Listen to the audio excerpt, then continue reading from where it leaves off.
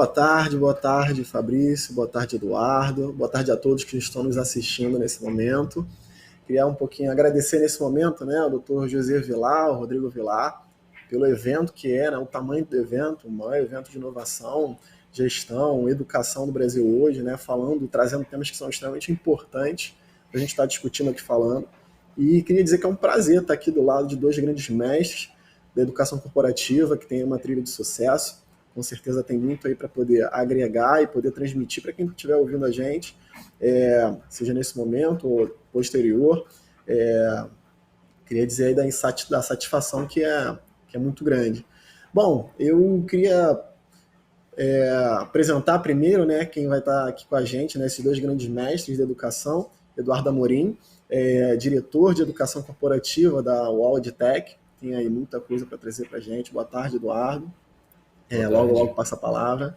E ele também, né, um grande mestre de educação corporativa com experiência na educação médica, diretor de Growth da Inspiral Educação, Fabrício Violaro. Também boa tarde, Fabrício. Boa tarde. Antes mesmo de passar um pouquinho para vocês, né, estou aqui ansioso para ouvir vocês, queria trazer alguns pontos que eu vejo como importante nesse nosso debate, falar um pouquinho desses modelos disruptivos, né? Bom, meu contato com a educação começou 10 anos atrás, mais ou menos, né? Eu meio que não me via muito nisso. Quando eu me formei hoje, né, a formação do profissional ela vai um pouco para a parte assistencial, para tentar para preencher o mercado, mas a própria vida me levou por um caminho mais de educação e sempre de uma maneira diferente. Eu entrei na educação através de métodos ativos de ensino, utilizando a simulação realística, que há 10 anos atrás era um método que estava vindo aí para ser disruptivo, para ser transformador, apesar de já se falar, né, há 10 anos atrás, já com bastante clareza sobre simulação realística.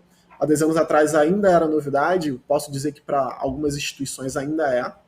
Trabalhar com metodologia ativa, trabalhar hoje com educação digital, trabalhar com modelos de simulação virtual, realidade aumentada, realidade virtual, inteligência artificial, todos esses são temas que ainda estão um pouco intangível para grande parte dos hospitais, grande parte das instituições de ensino, mas foi um pouco nesse caminho que eu acabei me inserindo e mesmo, né, nesse caminho eu tive aquele primeiro impacto, né, de como que a gente pensa educação de uma maneira geral no Brasil, que era aquela educação verticalizada, onde tem uma pessoa que é detentora desse conhecimento e passa esse conhecimento para os demais, e dentro das unidades assistenciais, dentro da própria formação das instituições de ensino, esse modelo ainda é replicado com uma grande recorrência, né? A gente sempre tem uma pessoa que é referência, e então a gente tem esse modelo como um modelo que era o pilar da nossa educação, da formação médica, da formação profissional. E aos poucos eu fui percebendo, né, não só pela própria experiência de aprendizado, mas também na hora de transmitir, que ele nem sempre ele era efetivo como a gente gostaria que fosse, principalmente quando eu me vi inserido dentro da educação corporativa, quando eu tive que lidar com a formação de profissionais que estão numa rotina de trabalho, que estão ali dedicando as suas vidas a cuidar de pacientes, a tentar fazer mudança ali nos indicadores assistenciais, tentar, de alguma forma, mudar a realidade das pessoas que estão na ponta da assistência e saúde. E o tempo parecia que era muito curto, que a paciência não era tão grande, que esses desafios que eu encontrava, eles foram me fazendo refletir sobre como que a gente deve abordar a educação. Sem dúvidas, né? Trazer educação para esse ambiente da área de saúde, ele é extremamente importante, ele é reconhecidamente importante e ele faz diferença na ponta, né? Como a gente presta assistência, como essa qualidade da assistência ela é vista, como esses profissionais eles representam as nossas instituições. Isso, sem dúvidas, eu acho que é um consenso quanto a como isso é importante. Mas as formas que nós conseguimos, enquanto educadores, enquanto gestores, fazer com que isso aconteça e que, de fato, a gente tenha a transformação na ponta, tá aí o grande X da questão. Isso é uma coisa que me inquieta bastante. Dentro do IBKL, né, a gente tem experiência com a educação corporativa com diversas instituições parceiras no Brasil inteiro. e os desafios parecem que são os mesmos, né? Também gostaria de falar um pouquinho aqui da dificuldade, não só da educação corporativa no que tange a habilidade técnica do profissional, daquilo que a gente faz como as habilidades médicas, habilidades que são de ponto, que precisam de algo manual, mas também grita muito hoje, né, no nosso cenário, a educação, é o desenvolvimento do comportamental, o desenvolvimento de soft skills. Então, são pontos que na minha trajetória fui percebendo, fui conversando, fui tendo a oportunidade de conversar com grandes figuras, e aqui mais uma vez com grandes personalidades que trabalham com educação corporativa, que têm essa experiência, e estou aqui com a oportunidade de ouvir e a gente poder trocar um pouco mais. Então, já gostaria de passar a palavra para o Eduardo Amorim, para trazer um pouquinho da experiência dele. Você pode falar um pouquinho para a gente, Eduardo, como é que é a sua experiência, o que você trouxe para a gente para falar dessa disrupção, o que a gente espera dessa mudança, né, de fato, será que a gente consegue modificar isso para os próximos anos, para um futuro? Fica aí com você a palavra, Eduardo. Tá legal, obrigado, Vitor, prazer, Fabrício também, prazer poder falar para todos que estão nos ouvindo aqui agora também. Me apresentando, né, sou diretor de educação corporativa da UOL EdTech. Tá? A UOL EdTech é uma empresa do Grupo UOL que tem crescido bastante e já há algum tempo de forma orgânica e ultimamente também inorgânica, ou seja, tem feito algumas aquisições estratégicas no mercado de empresas também com vasta experiência. Vocês vão entender um pouco do porquê são algumas aquisições pontuais, mas que formam um ecossistema importante de atendimento do que a gente entende por educação à distância no país. Tá? Eu já tenho mais de 20 anos de educação à distância acumulados. Minha primeira empresa chamava-se Web Aula e aproximadamente 3, 4 anos, fruto de uma dessas aquisições da UOL EdTech, a Web Aula foi adquirida. Fiquei muito motivado e mobilizado pelo desafio que foi proposto naquela época, que era fazer algo muito maior. E eu acho que o Grupo UOL, de fato, propicia isso, e esses últimos anos têm sido bastante interessantes e bastante compensadores do ponto de vista de realização, da gente conseguir ver as coisas acontecendo, né, numa velocidade mais rápida do que quando a gente empreende sozinho e a gente cresce sozinho. Essas dores, já passei por elas, todas valeram muito a pena, mas o momento é um momento diferente da gente efetivamente conseguir produzir esses resultados que inquietam tanto o Vitor. Eu acho que a todos nós, né, que estamos participando e que trabalhamos nesse segmento de educação. Mediado por tecnologia já há algum tempo, né, mas cada vez mais mediado por tecnologia. O que talvez possa ser não um tabu para a área da saúde, mas é um desafio quando a gente fala de formação, principalmente, né? Não apenas de capacitação, mas de formação na área da saúde, dos profissionais, especialmente os mais especializados, né? Os enfermeiros, corpo clínico, corpo médico, já que não dá para a gente poder, de fato, abrir mão né, de algo que é absolutamente inerente a essa área, a essas profissões, que é a prática. Então, acho que a gente vai falar um pouco sobre isso, sobre soft skills, sobre hard skills. E, bom, para eu poder falar um pouco mais, agora eu vou me apoiar numa apresentação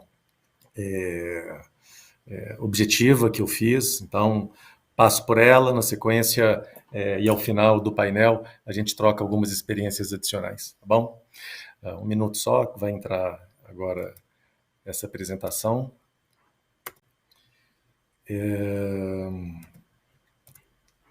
Imagino que todos estejam já visualizando, certo, Vitor? Sim, já estamos vendo. Ótimo. Então, a gente entende que o presente da educação é digital. Então, a UOL é uma companhia que trabalha o digital desde, enfim, o início das suas operações, lá com o portal UOL, né? Então, quando a gente fala de educação, a gente sempre entende que estamos falando de educação digital. Tá? Por isso, o nome da nossa empresa não é UOL, é UOL EdTech. E para poder explicar um pouco melhor isso, acho que vocês vão entender o que é o Grupo UOL. Tá? O Grupo UOL é um conjunto de empresas, em especial divididas em 4 principais verticais. Uma delas, o que a gente chama de conteúdo e serviços, tá? Mídia, que é o portal UOL, que dispensa comentários, todos conhecem, é o maior veículo, né, de internet de editoriais disponível. São mais de 35 milhões de usuários distintos que todos os meses passeiam pelas nossas páginas. Mas algum tempo atrás também, a UOL começou a investir em outras verticais, e aí entra a vertical financeira, onde 2 marcas mais importantes têm destaque, que é o PagSeguro, né? A moderninha, a maquininha, a amarelinha, e o PagBank, que é um banco já com milhões de correntistas. Então, esse é certamente um dos maiores negócios hoje do Grupo UOL, tá? Junto com o portal, mas esse é onde a gente tem um volume de transações financeiras absolutamente enorme, gigante, relevante.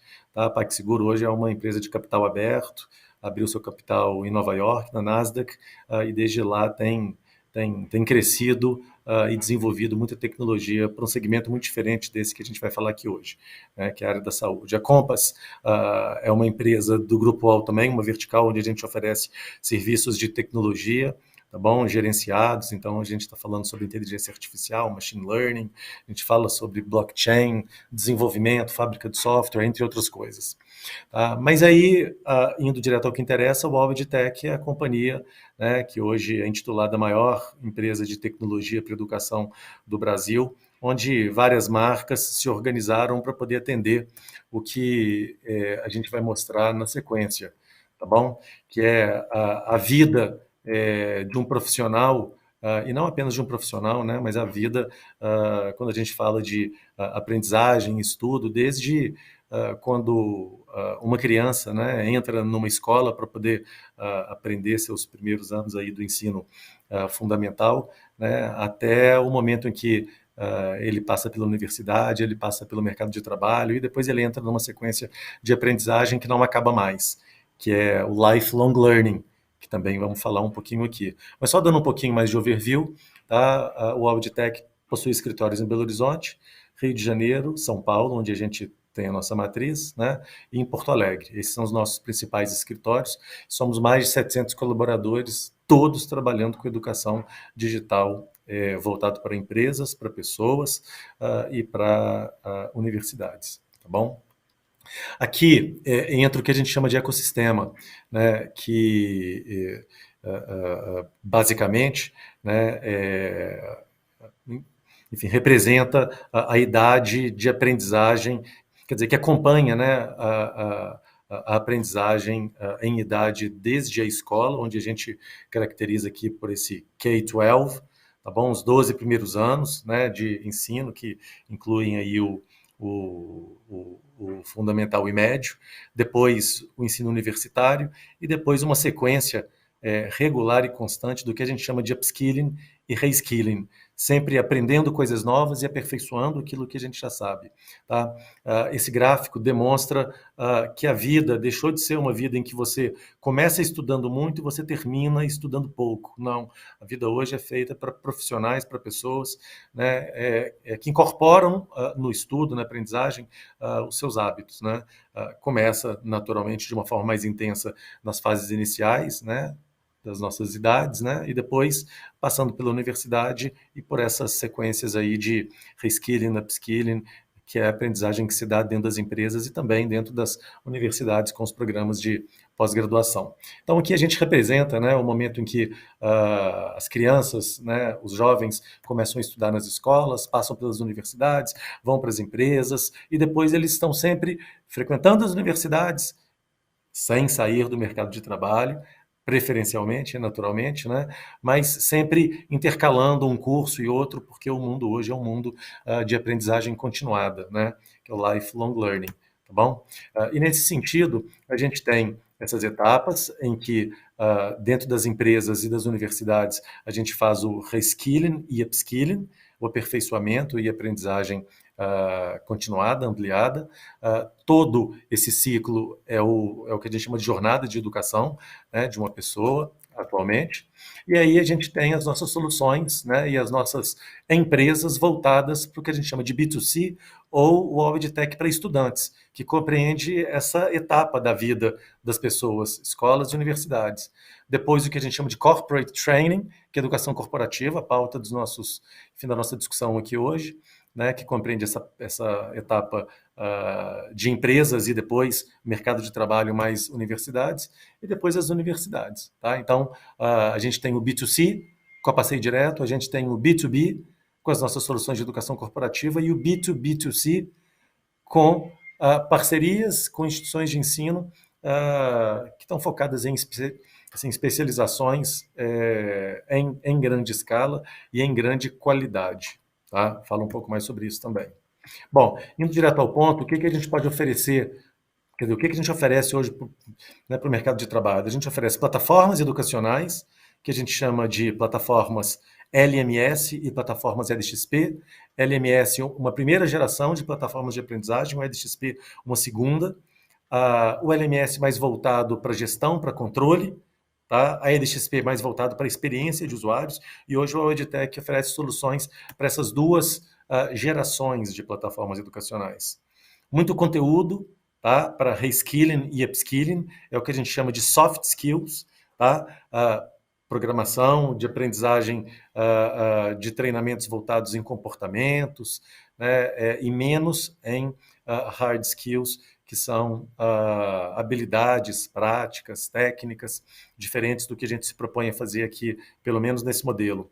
Mas uma terceira oferta para o mercado de educação corporativa, onde a gente oferece experiência customizada de aprendizagem digital. Aí sim a gente desenvolve vídeos interativos, realidade virtual, realidade aumentada, enfim, tudo que a gente entende que é muito importante para hard skill. Né? E eu acho que aqui a gente também endereça questões importantes da área de saúde. Então, somando o soft skill com o hard skill, a gente endereça todas essas necessidades. Pacotes de curso de pós-graduação que a gente oferece para colaboradores das empresas que são clientes da EdTech, e acesso completo a plataformas da Passeio Direto para colaboradores e para os filhos de colaboradores das empresas que contratam os nossos serviços. Um pouco do que a gente oferece em termos de soft skills, tá bom? Então, a gente desenvolve conteúdos que são 100% acessíveis para o público da educação corporativa, de empresas, incluindo aí as empresas da área de saúde. Eu cito algumas a seguir que são clientes e utilizam essas nossas soluções,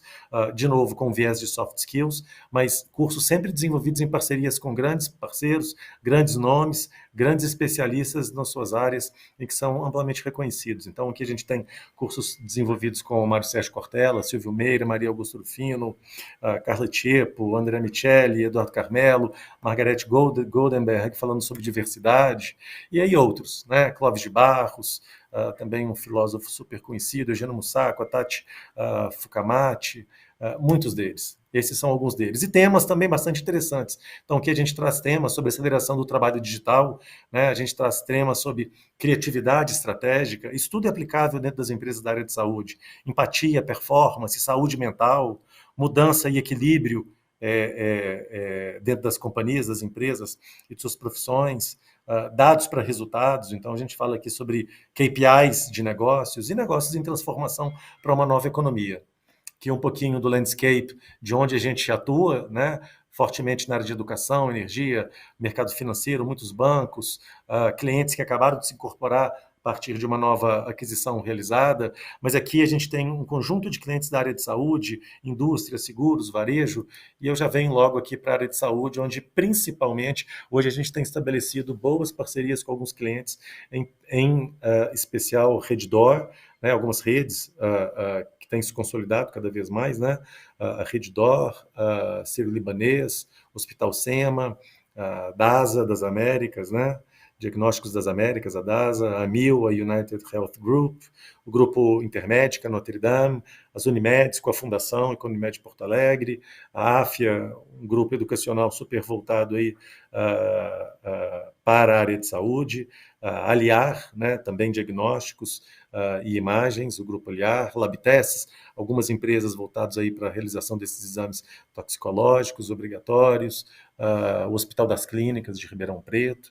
Então, a gente tem uma boa experiência tanto no fornecimento de plataformas educacionais, quanto de soluções customizadas, quanto também de oferta de conteúdo que eu apresentei agora de soft skills, para o desenvolvimento dos seus colaboradores. Então, principais públicos, eu termino uma apresentação rápida por aqui, depois a gente já segue para o nosso papo, depois da apresentação do Fabrício da Inspirali, mas a gente entende que em todos os projetos que a gente implanta nessas empresas da área de saúde, agora eu falo um pouco mais sobre a área de saúde, pessoal, a gente sempre encontra desafios diferentes, para públicos diferentes, para um público administrativo, para um público técnico de enfermeiros, assistentes de enfermagem, para o corpo clínico e médico dos hospitais e para alunos. Muitos desses hospitais também são institutos de pesquisa e pós-graduações, né, que a gente também oferece soluções, desde as tecnológicas até soluções de conteúdos. E um diagnóstico resumido e talvez um pouco consolidado do que a gente encontra nesses projetos são colaboradores, né? Então, educação corporativa focada em colaboradores que estão acostumados e que carregam consigo, né, uma pressão, né, por trabalho super intensa, embora a gente possa imaginar que corpo clínico, médicos, enfermeiros são aqueles que estão lidando com vida o tempo todo, toda a área administrativa também passa por essa pressão, né? Então, uma pressão intensa de todos, importante, de ser trabalhada, uma considerável rotatividade, turnover de pessoas que passam pelos hospitais, em especial. A gente encontra uma realidade muito comum de dupla jornada dos profissionais, alguns que possuem mais de um emprego, né? Então, trabalham em um hospital, em dois, três hospitais diferentes. Uma consolidação inquestionável que tem acontecido com o setor, né? Uma forte cultura presencial que a gente encontra quando a gente começa a trabalhar os nossos projetos de educação corporativa digitais.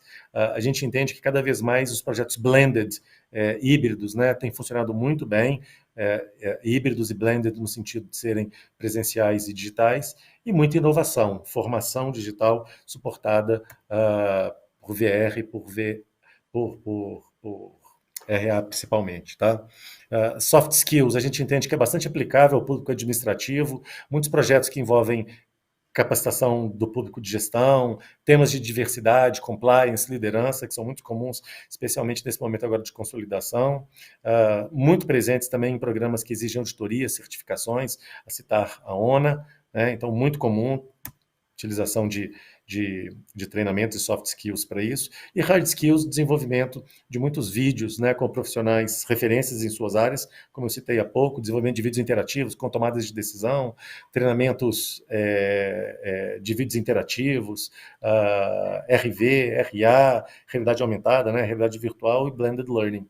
Então, esse é o diagnóstico que a gente encontra. Eu acho que a partir de agora, também com a apresentação do outro colega, do Fabrício, a gente se soma ao final para a gente poder debater um pouquinho sobre o que eu apresentei, mas estamos super à disposição sempre, a todos vocês. Bom, Eduardo, excelente apresentação. Acho que muitas coisas aqui eu doido para perguntar, mas vou guardar um momento, passar a palavra agora para o Fabrício, trazer também a visão dele, trazer a experiência dele, mas parabéns, excelente, tem grandes insights aí para a gente poder conversar mais à frente. Então, Fabrício. Legal. Obrigado, Vitor. Obrigado, Vitor. É um prazer. Agradecer a todos pelo convite. Parabéns aí pela apresentação, Eduardo. Estou validando, Vitor, mais ou menos quanto tempo aí para respeitar o final do fórum? 10 minutinhos. A gente ajusta no... Vai lá. Então, vamos lá. Pessoal, vou me apoiar na apresentação aqui também, mas antes, brevemente, prazer, mais uma vez a todos aí. Eu sou o Fabrício Violaro, sou diretor de grupo da Inspirali Educação. A Inspirali Educação é uma empresa do Grupo Ânima Educação. O Grupo Ânima Educação tem capital aberto aí, nacional, que detém diversas marcas aí que ficam excelente trabalho frente a elas, de AMB Morumbi, UNA, UniBH, Unisul, Lecordon, representando aqui no Brasil, HSM, e a Inspirali é a vertical de saúde, em especial da educação médica, do Grupo Anima Educação. Então, estou aqui representando a Inspirar Educação e a convite do pessoal que BKL fiz, vou contar um pouquinho de algumas frentes aí que a gente entende que estão conversando com a parte de educação corporativa na área da saúde, especificamente na área médica, ou seja, as grandes empresas do complexo econômico industrial da saúde que empregam médicos, e, por que não, todo o corpo clínico assistencial, tá? Dividir uma tela aqui com vocês.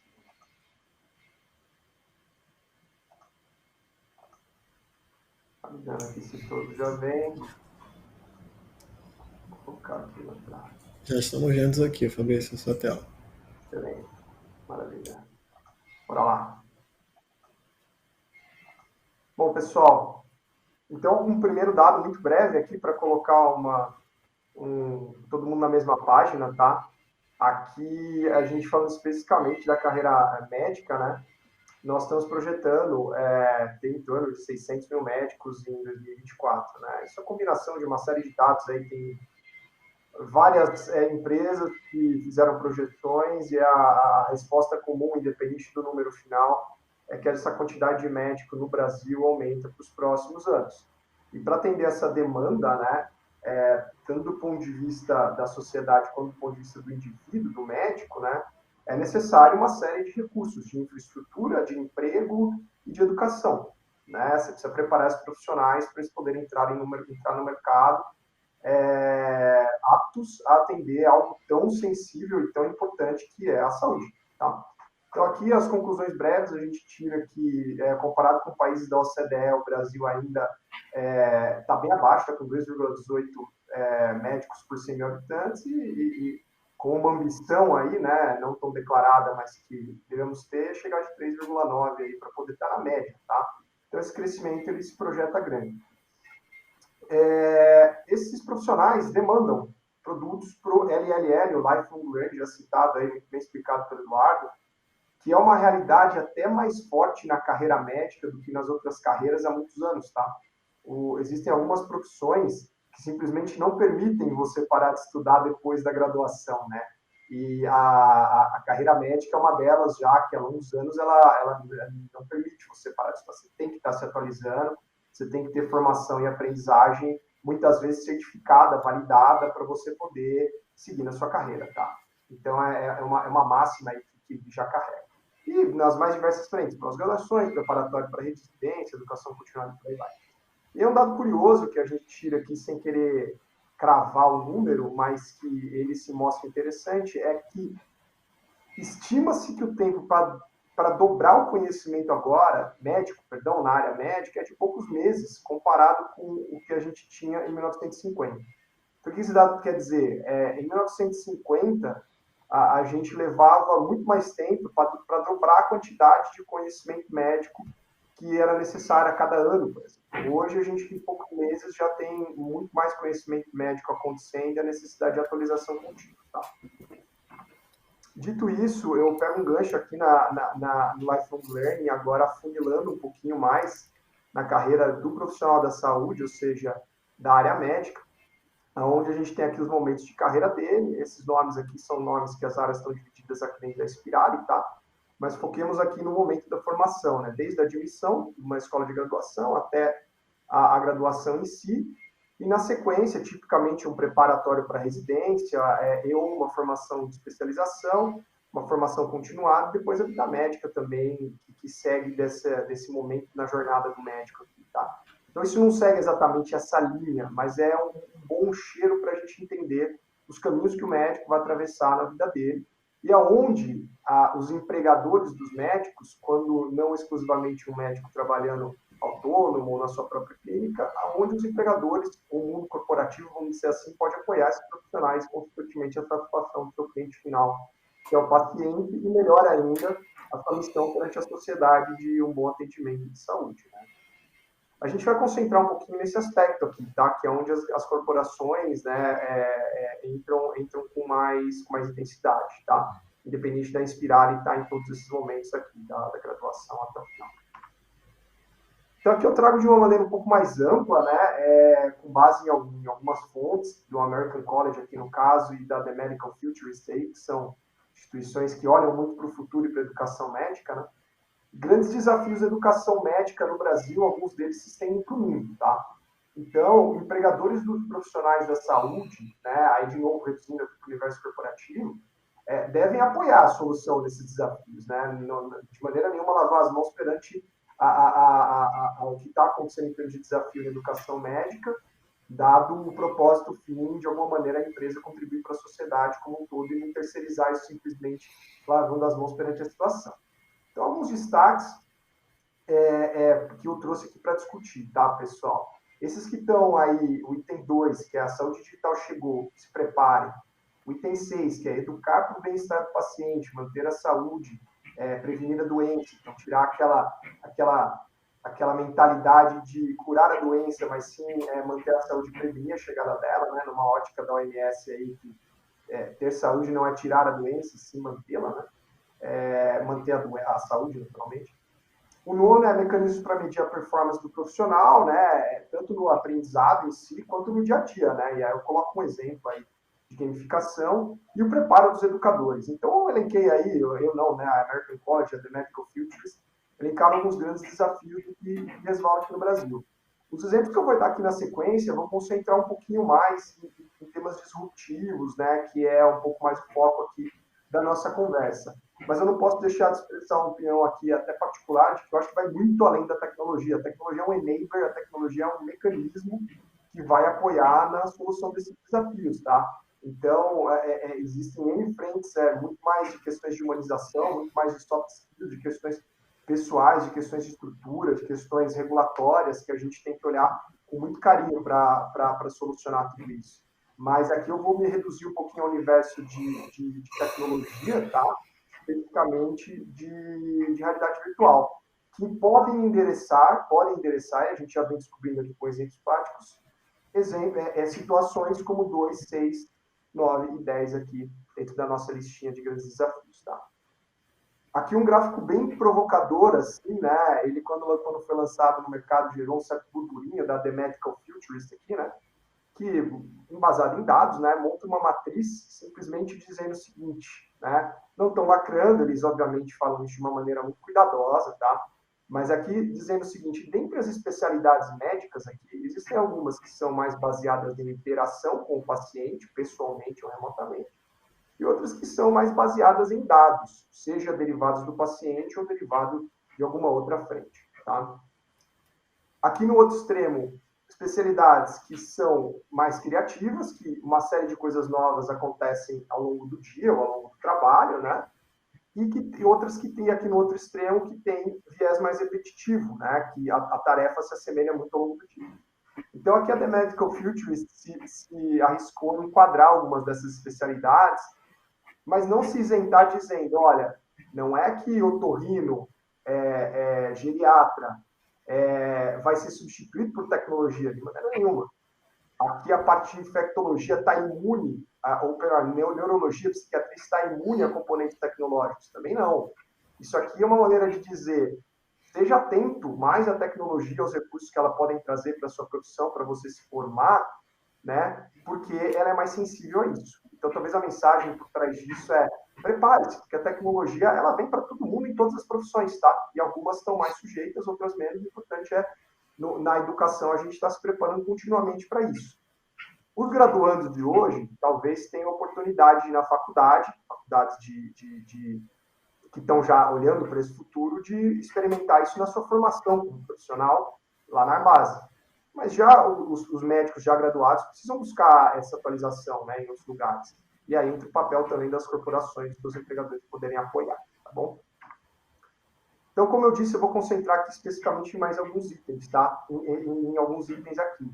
E aí, endereçando aqueles 4 itens que eu comentei lá, ou parte deles nos grandes desafios, eu trago um pouquinho da questão de realidade virtual e da oportunidade de aprendizagem com ela, tá? Então, aqui nesse primeiro videozinho, a gente vai ver uma aula rolando, até a filmagem ela é um pouco de celular, assim, mas é para realmente não é uma filmagem montada, não é nada esperado, não é nada combinado. É para a gente ver como em uma das nossas instituições, por exemplo, a UniBH, está rolando uma aula aqui, tá? Não tem áudio, mas é super rápido, pessoal. Então, aqui a gente vê desde dos aparatos mais antigos de microscópio possível, né, até a realidade virtual aí acontecendo naquele dado momento. Aí a gente vê outros alunos se preparando para uma sessão de realidade virtual, mesas, que já são um clássico aí, e aí a discussão em grupo de um determinado caso, tá? Então, essa é a dinâmica, por exemplo, de uma aula explorando aqui de morfofuncional N facetas da aprendizagem médica, tá? E aqui é um exemplo, né? Vocês podem ver aqui pelo quadradinho melhor, espero que a resolução dê conta aí, mas é um exemplo de um procedimento médico aqui acontecendo, o óculos acontecendo e a simulação de fato no momento que vai ser mensurada o quão bem foi feita e a capacitação quanto foi tirada desse exemplo prático por parte desse indivíduo, que pode ser um aluno formado, não formado, aqui a gente está treinando especificamente em um procedimento, tá, pessoal? Aqui a gente traz mais um exemplo, tá? E aqui eu estou tentando colocar a realidade virtual numa telinha 2D, tá? Vou colocar um videozinho depois, acho que ele consegue explicar um pouquinho melhor, é bem rápido também. Mas existe uma série de casos clínicos que são criados, tá? Dentro da realidade virtual, onde você com óculos vai estar vendo essa simulação acontecendo, vai estar conversando, né? Você vai estar ouvindo áudio e vai estar fazendo interações baseadas com a situação aqui, no caso, um determinado diagnóstico, que traz componentes que mesmo a graduação oferecendo contato com o paciente desde o primeiro ano na faculdade, né, você pode, porventura, não vivenciar algumas situações e a sua formação ela ficar, de certa maneira, prejudicada por não ter vivido ela no campo. Isso também pode acontecer mesmo com um profissional já formado. E aí você cria cenários na realidade virtual que o profissional vai lidar com aquela situação o mais próximo da realidade possível, né? Para estar o mais preparado possível quando isso de fato acontecer na vida real. Então, aqui eu trago, esse é um exemplo específico de um caso clínico de uma das aulas da graduação que pode se estender para ensino corporativo, que é o Gregório, que é o nome desse avatar, onde ele traz problemas de família, ele fala sobre o namorado dele, que é alcoólatra e que por vezes bateu nele. Então, traz muito o lado da realidade do atendimento, principalmente no setor público, que o médico tem que se sensibilizar com todo o cenário em torno do paciente, a questão da humanização, antes de sair dando diagnósticos muito secos, muito quadrados. A necessidade também hoje que a gente tem de humanizar e de treinar soft skills aí, como o Eduardo bem trouxe. Então, preparar o profissional para a área médica não é simplesmente um hard skill. Tem que trazer esses componentes que podem surpreender, eventualmente, um médico lá na ponta que nunca lidou com uma situação ou nunca se sensibilizou com uma situação onde a vida pessoal do paciente traga componentes aí novos, né, para considerar no diagnóstico, tá? Bom, e antes de finalizar aqui esse último slide, eu vou colocar aqui um videozinho só para talvez vocês enxergarem um pouco como funciona a dinâmica.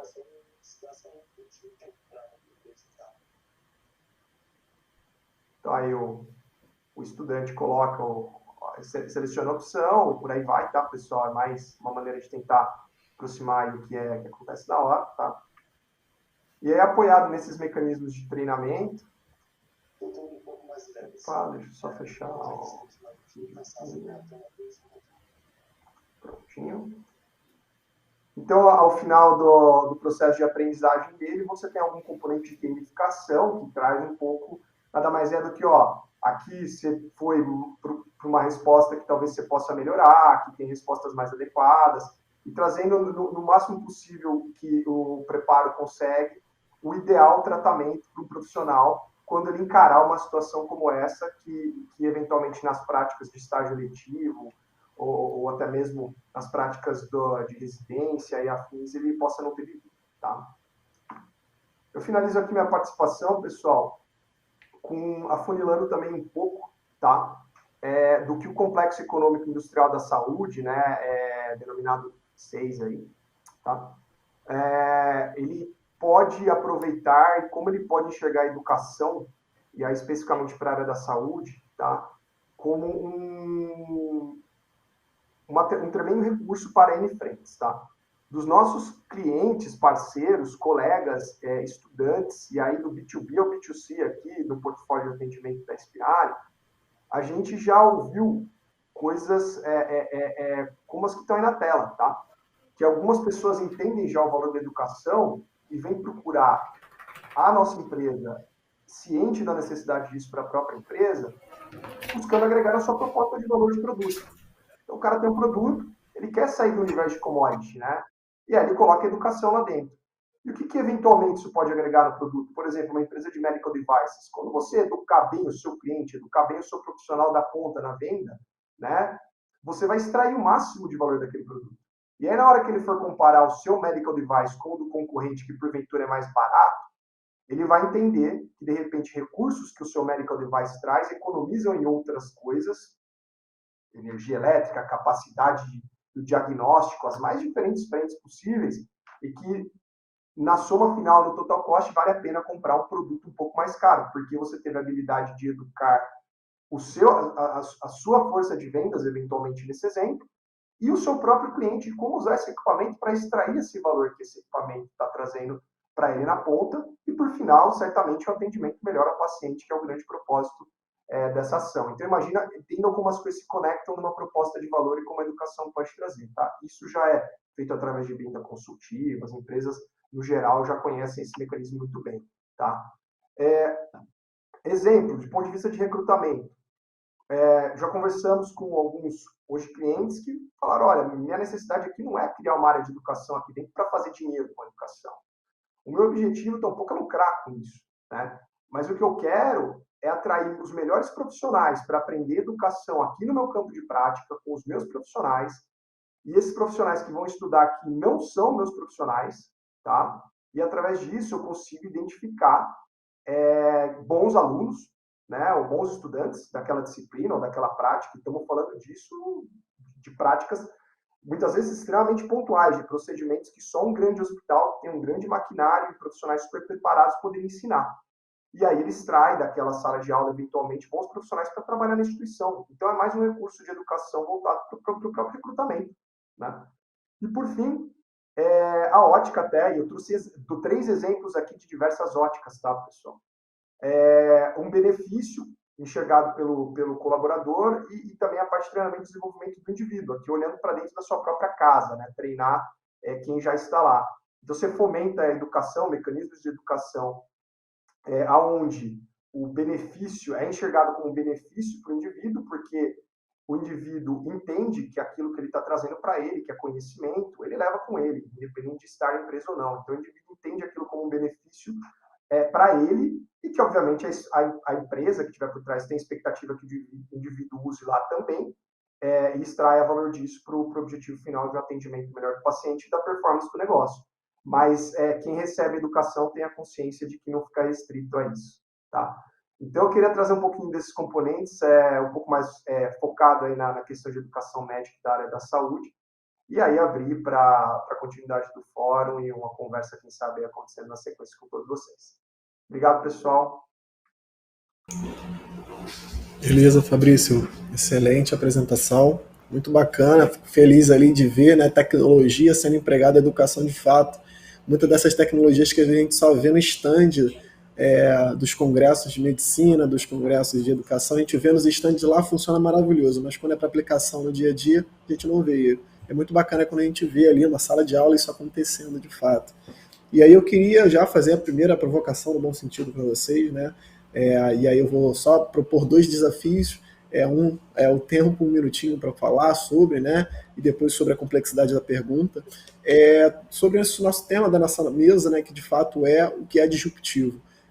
O Eduardo trouxe a questão, né, do LLL, da questão das plataformas, mas o Fabrício também trouxe a questão da tecnologia, mas eu queria saber para vocês, né, direcionando um pouquinho mais, né, desse nosso desafio, o que de fato é disruptivo ou foi disruptivo nesses últimos anos dentro daquilo que vocês trouxeram. Eduardo, será que foi o LMS? Será que foi a chegada do LXP? Será que isso foi disruptivo para a próxima educação e é isso que vai continuar? Fabrício, será que a incorporação de mais tecnologia, mais inteligência artificial, será que isso que vai ser a grande mudança da educação, da gente sair das carteiras olhando para o professor, que é uma coisa que já está acontecendo, você já mostrou aí, né, Fabrício? O Eduardo mostrou no LXP acontecendo. Então, o que de fato para vocês que vai trazer essa disrupção nesse cenário de educação corporativa? Eduardo, por favor, se puder começar, um minutinho. Vitor, assim, se eu puder contribuir, isso é um pouco de crença também, a gente vem observando que todos os segmentos que começam com algumas aplicações tecnológicas muito voltadas para a prática, para a questão da gestão em si, resultados, controle. Em algum momento, o lado social desse mesmo negócio, desse mesmo segmento, também aflora. Assim, os exemplos das redes sociais, eu acho que se aplicam em parte porque a rede social por si, ela é um fenômeno, né, que ganhou força e é muito claro para todos. Mas quando a gente olhava lá para trás e a gente enxergava dentro das empresas o que a gente chamava de intranet, que era um local reservado para os colaboradores poderem conversar uns com os outros, divulgações internas, entre outras coisas. De repente, essas intranets ficaram muito mais sociais do que eram antes. Então, tudo que você fala dentro da companhia pode ser compartilhado, pode ser medido, pode ser avaliado, pode ser provocado, pode ser distribuído. E assim como na educação, o advento da EDXP, como uma próxima geração das ferramentas de aprendizagem, ela tem um pouco dessa pegada também. Quer dizer, numa EDXP, você tem espaço para poder ser protagonista também de geração de conhecimento. E as pessoas que sabem que você é uma referência, que sabem que você tem competência em determinada área ou em algum conhecimento, podem te seguir. Então, o LMS, enquanto faz recomendações do que você deve aprender com base no que alguém disse para ele que você deve aprender ou desenvolver, ou reforçar seu conhecimento, com a EDXP não. Com a EDXP você é protagonista, você ensina o tempo todo e você aprende com as pessoas que você também acompanha, que você também... Então, assim, eu entendo que isso é um pouco... Quer dizer, um pouco não, é bastante disruptivo na medida que essa pegada social com um tema tão importante quanto a aprendizagem numa área de saúde, porque é sério, né? É muito sério, aliás, a gente está de novo lidando com vidas, né? Ele ganha um valor muito grande e eu percebo que cada vez mais as LXPs, assim como a nossa, ela fomenta essa aprendizagem baseada no exemplo, baseada na reputação, e aí o espaço para você poder se apresentar, para você poder se tornar enfim, alguém que ensina também, e não só alguém que aprende, né?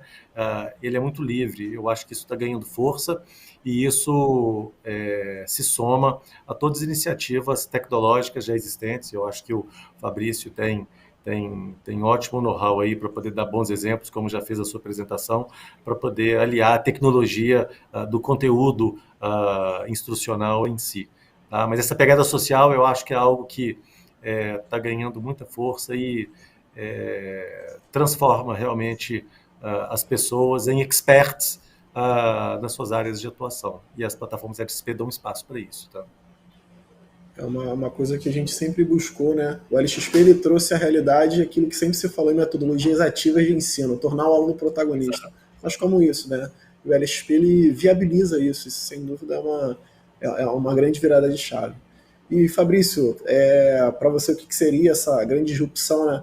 Quando se falou no Watson, alguns médicos será que ficaram com medo de perder emprego, mas você explicou muito bem, né, que não é só isso, tem muita coisa envolvida, mas o que de fato vai modificar essa educação médica? O que de fato vai fazer esse profissional ser diferente lá na frente e a gente mudar essa cultura? O que você pensa sobre isso? Legal, vou me reduzir um pouquinho aqui de novo ao universo da educação médica e também fazer uma introdução aqui dizendo que eu acho que muito antes da gente antes eu não digo, mas pelo menos em paralelo, a gente tem que estar atento a componentes que o Eduardo trouxe. Existem questões sociais, existem questões fundamentais, existem questões de organização do nosso modelo de saúde no país e da educação médica, que elas são pré-requisitos para a gente endereçar esses desafios, tá? E certamente a tecnologia vai apoiar. Só que a tecnologia não é a solução e não é ela sozinha que vai transformar em diversas frentes esses desafios que nós temos. Em termos de disrupção, assim, uma leitura de disrupção é uma coisa muito forte, né? A gente às vezes tem que tomar cuidado com o termo, porque vamos supor que foi de fato disruptivo na computação. Você tinha computadores enormes, operados por N pessoas há poucos anos atrás, e agora você tem um computador na palma da sua mão, um smartphone, que você permite fazer operações muito mais complexas, que exigem muito mais capacidade do que computadores antigamente tinham. Então, o smartphone, o evento de um smartphone é uma disrupção, tá certo? Que aconteceu ao longo de anos, mas ele é algo que realmente é relevante. Então, a gente não confundir pequenas melhorias com algo que é disruptivo de fato, né? Ou que é simplesmente uma melhoria para redução de custo, ou é uma melhoria para melhora de performance de uma tecnologia já existente.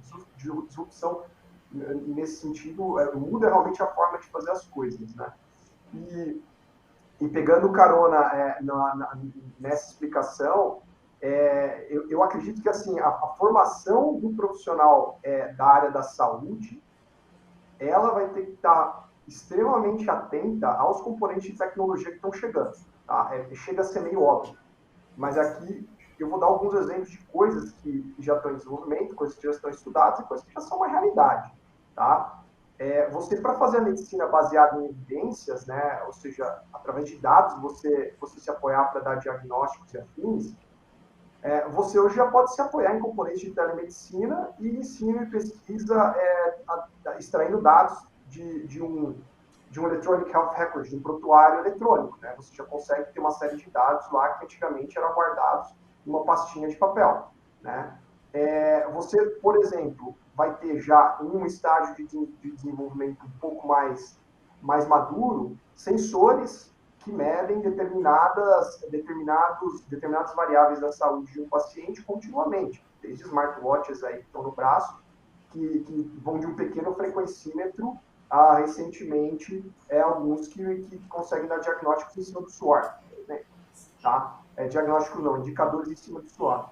E, por fim, coisas que já estão um pouco mais conversando com o futuro, mas logo estão aí, a confecção de órgãos artificiais, nanorobôs no sangue, né? E quem vai estar preparado para lidar com isso, né? São N profissionais, entre eles profissionais de saúde. Então, no meu ponto de vista, para finalizar ao longo do curso aí, talvez, a preparação desses profissionais, ela vai ter que ser muito bem feita para, na hora de se apoiar nessas tecnologias, de fato conseguir o atendimento com excelência para o paciente final, que é enfim, mais uma vez aqui, o grande objetivo de toda essa jornada. Maravilha.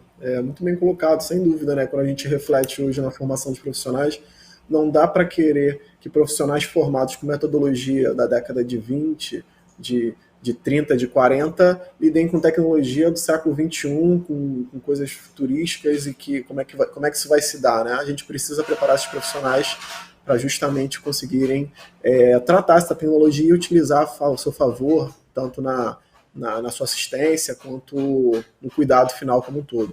E aí, já encaminhando para o nosso final, a gente estourou um pouquinho o nosso tempo, queria deixar para vocês aí 30 segundinhos para cada um de vocês falar uma mensagem sobre o que vocês pensam do nosso tema, né, como um todo, mas as perspectivas para o futuro, principalmente.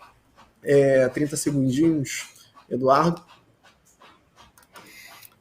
Bom, eu não tenho a menor dúvida que essa soma, né, do que vem acontecendo do ponto de vista tecnológico, que envolvem plataformas de gestão e conteúdos cada vez mais integrados a essas plataformas, elas vão oferecer ambientes cada vez mais seguros para as pessoas poderem trazer mais especialização, enfim, mais segurança, né, na aplicação da teoria à prática e da prática no atendimento dos usuários, sem deixar de esquecer que muitas vezes a gente trata muito a questão prática, técnica, que é a essência da saúde, da medicina, né?